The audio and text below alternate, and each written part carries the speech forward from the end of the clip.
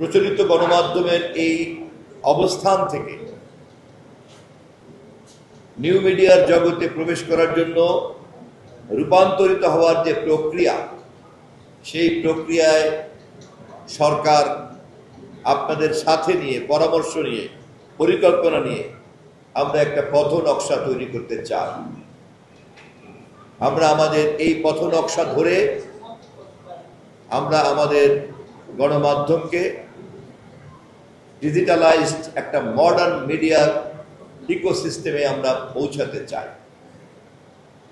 আমি আবারও বলছি, সরকার এ বিষয়ে ভীষণ দেখাতে পারে,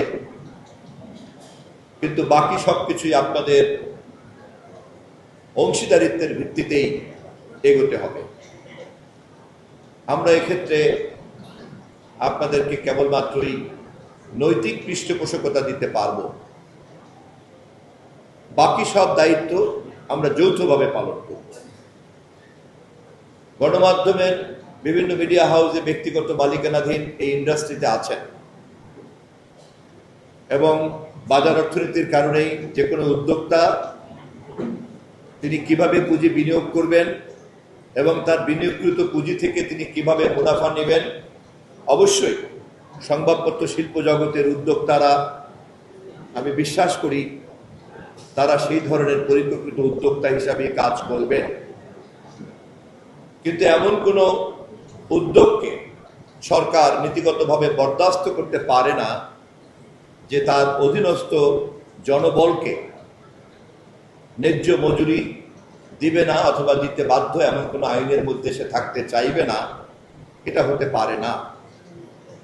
সংবাদপত্র জগতের এই ইন্ডাস্ট্রিতে যারাই আছেন, আমরা তাদের সঙ্গেও কথা বলবো, পরস্পরের সুযোগ সুবিধাকে বের করে চূড়ান্তভাবে সাংবাদিকদের জন্য একটা মর্যাদাপূর্ণ পেশাগত পরিবেশ আমরা তৈরি করতে চাই এবং সমস্ত মালিকরা যাতে সেই কাজ করতে পারেন সে ব্যাপারে মালিকদেরকেও সহযোগিতা করতে চাই।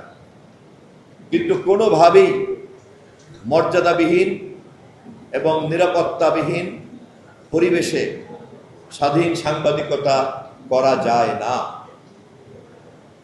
সাংবাদিকতার মতো পেশা জ্ঞান ভিত্তিক একটি পেশা। চিন্তাশীল ব্যক্তিরাই কেবলমাত্র এই পেশাতে যুক্ত থাকতে পারেন। এটি কোনো কায়িক পরিশ্রমের বিষয় নয়। অতএব এই পেশার সম্মান এবং মর্যাদা ইতিমধ্যেই এই জগতে যারা আছেন তারা আপনাদের সুচিন্তিত মতামত দিয়ে মন্ত্রী হিসাবে আমাকে সহযোগিতা করবেন। যত দ্রুত সম্ভব আমরা এই বিষয়ে পূর্ণাঙ্গ নীতিমালা নিয়ে আপনাদের কাছে হাজির হব। আমি সাব এডিটর্স কাউন্সিলকে আবারও ধন্যবাদ জানাই আমাকে আজকের এই ইফতারে আয়োজনে আপনাদের সঙ্গে মিলিত হওয়ার, কথা বলার এবং আপনাদের কাছে পরামর্শ চাওয়ার সুযোগ দেওয়ার জন্য। সবাইকে ধন্যবাদ।